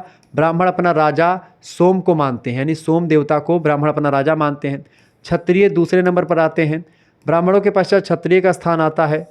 क्षत्रिय का शाब्दिक अर्थ होता है क्षेत्र का अधिकार करने वाला या रक्षा करने वाला। उत्तर वैदिक काल में लोहे के युद्ध अस्त्रों के कारण से क्षत्रियों की प्रतिष्ठा में वृद्धि हुई। क्षत्रिय और ब्राह्मणों के बीच आपसी प्रतिस्पर्धा शुरुआत से ही चलती आ रही है। यानी क्षत्रिय और ब्राह्मण ये दोनों हमेशा से एक प्रकार से एक दूसरे के प्रतिद्वंदी भी रहे हैं, एक दूसरे के सहयोगी भी रहे हैं। यानी क्षत्रिय और ब्राह्मण एक दूसरे के सहयोगी और एक प्रकार से आप देखिए परशुराम जी को ही देख लें और क्षत्रियों का, जो कि क्षत्रियों का विनाश उन्होंने कई बार किया, 21 बार किया। तो ऐसे क्षत्रियों का विनाश किया जो एक प्रकार से घमंड के बद में चूर थे। ठीक है, तो ब्राह्मण और क्षत्रिय के बीच में आपसी प्रतिस्पर्धा शुरुआत से ही थी। इसी प्रतिस्पर्धा के कारण से कुछ क्षत्रिय विद्वान दार्शनिक राजा बन गए। शतपथ ब्राह्मण में एक जगह पर क्षत्रिय को ब्राह्मण से श्रेष्ठ बताया गया है। तो इस तरीके से अलग अलग स्थानों पर ये चीज़ें वर्णित हैं। वैश्य की अगर बात की जाए तो वैश्य जो हैं वैश्य इस काल में वैश्य वर्ग का एकमात्र उत्पादक करदाता वर्ग था। शतपथ ब्राह्मण में इन्हें जो है अनस्य बालकृता भी कहा गया है। शतपथ ब्राह्मण ग्रंथ में किसको, वैश्यों को। वैश्य एक व्यापारिक दृष्टिकोण से होते थे, व्यापार करते थे, ठीक है, वाणिज्य करते थे। शूद्र जो होते थे वो उनको अनस्य प्रेस्य अर्थात तीनों वर्णों का सेवक कहा गया है। शतपथ ब्राह्मण में शूद्रों के द्वारा सोम यज्ञ में भाग लेने की बात कही गई है। मैत्रायणी नाम की संहिता, उसमें धनी शूद्रों का जिक्र भी मिलता है। यानी कि ऐसे शूद्र जो कि धनी थे उनके बारे में अलग प्रावधान भी था या अलग व्यवस्था भी थी। कहीं ना कहीं पे एक प्रकार से ये वर्ण व्यवस्था जो थी वैदिक काल से ही चली आ रही वर्ण व्यवस्था। वैदिक काल में जो व्यवस्था कर्म पर आधारित थी, गुण और कर्म पर, वही व्यवस्था आगे चल करके धीरे धीरे जन्म पर आधारित होती चली गई और ये व्यवस्था लगातार बढ़ती चली गई। तो आप में से अगर किसी को कोर्स लेना है तो आप ले सकते हैं बड़े आसान तरीके से। अच्छा, इकोनॉमिक्स का भी इस तरीके से मॉडल पेपर हो चुका है, इकोनॉमिक्स का 3rd सेमेस्टर का, 1st सेमेस्टर का भी हो चुका, तो आप देख लीजिएगा, ठीक है। अगर कोर्स लेना है तो अभी मतलब कि किसी भी सब्जेक्ट का कोर्स लेना, 1st सेमेस्टर में आपको ग्रुप ज्वाइन करना है व्हाट्सअप का। SMS करें 91, ठीक है, किस पर करेंगे SMS भैया, 91 61 93 60 62, ये कोर्स ज्वाइन करने के लिए नंबर है, इसी पर आप SMS कर देंगे, आपको कोर्स से ऐड कर दिया जाएगा, ग्रुप से आपको जोड़ दिया जाएगा। मात्र और मात्र 100 रुपीज़ में आपको ग्रुप से ऐड कर दिया जाएगा। यहाँ पर आपको PDF notes, model paper, video lectures, ठीक है, लाइव टेस्ट आपके परीक्षा के अंतिम समय में आपको मिलते रहेंगे। हर एक सब्जेक्ट के PDF नोट्स आपको मिलते रहेंगे लगातार, ठीक है। मिलते हैं फिर नेक्स्ट वीडियो में, तब तक के लिए जय हिंद, जय भारत। आप सभी का बहुत बहुत धन्यवाद। हमारे से जुड़ने के लिए इसी प्रकार से अपना प्यार हमेशा बनाए रखेंगे। बहुत बहुत धन्यवाद आप सभी का, ठीक है, बहुत बहुत धन्यवाद।